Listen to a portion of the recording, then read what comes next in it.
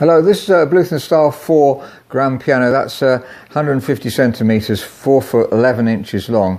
The smallest of the Bluthner. It's a very well made piano, this style of Bluthner. 1935 this one, but as you can see the case is very faded. There's on the left where the sun's caught it the worst. And on the top lid here you can see where it's been folded back. You can see the back part is faded and the bit that's been under the fold is not faded. There's the underside of the piano showing the same. That's the original colour there. Sorry, underside of the lid. You can see the fading there too. We've called it walnut. That's very pale indeed for walnut. Called it walnut because the styling here is typical of how they join together the veneer on the walnut. As you can see, the piano stool here matches. The leather on the top's sort of worn slightly, but it's quite comfortable to sit on. And down here you can see the legs. So it's generally extremely light coloured piano. There's the other side of the piano, which is really in very good condition indeed. It's not faded at all here. There's the inside of the piano. The soundboard's in perfect condition. It's been restrung and been very well restrung, though the frame's been regilded, and where it's been regilded it's dried out and you can see the cracks in the gilding on the frame. Nothing to do with the frame being cracked, it's the paint on top of the frame that's cracked. So that's obviously distracting from the price or value of the piano, though the restringing's been done extremely well. One of the ways we assess restringing is the way that the string line here on the bass strings is very good indeed, and also they go quite a long way towards the agraffe. There's as much copper as possible. There's the rear end. You can see the copper again. It's properly spun there, and just as the Bluthner would have been originally. So it's great restringing. Now, I tested the tightness of the tuning pins. They're very tight, so that's good. That means it's going to stay in tune well. The tuning block underneath hasn't been replaced. They just had bigger tuning pins put in. That's perfectly okay. If we totally restore a piano, then it's going to cost sort of like 15,000 plus, and we would actually change the tuning block here. This one's been very done with a lot of integrity. Regulation on the dampers here is good, with all of them lifting off exactly the same time as each other, which is excellent, or almost exactly the same time as each other. Very slight regulation needed.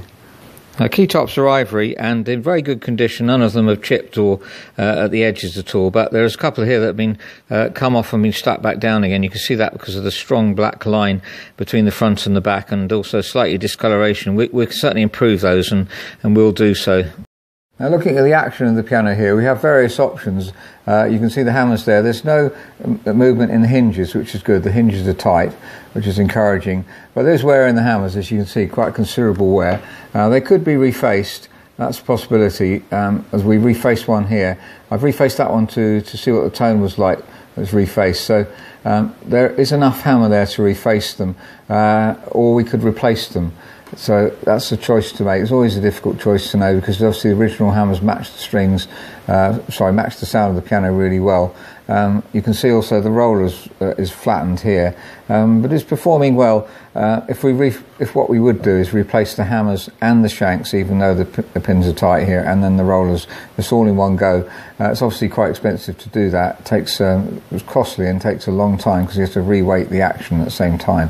So there's two possibilities here. We're either refacing the hammers like we have here. That's going to be tidied up a bit. That's rough refacing, and then toning. Or we can replace the hammers, shanks and rollers.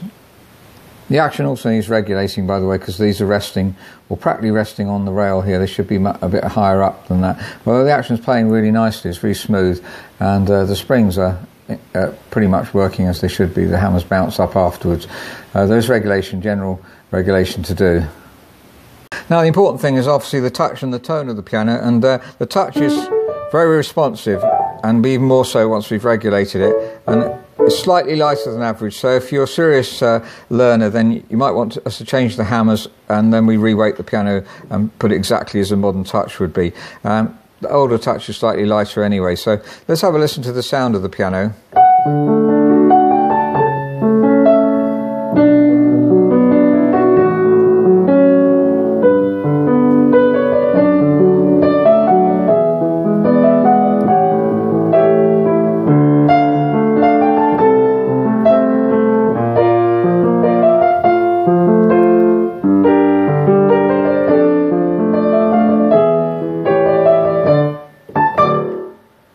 Thank you very much for listening. That's a Bluthner Style 4 4 foot 11 inches long, really excellently designed piano.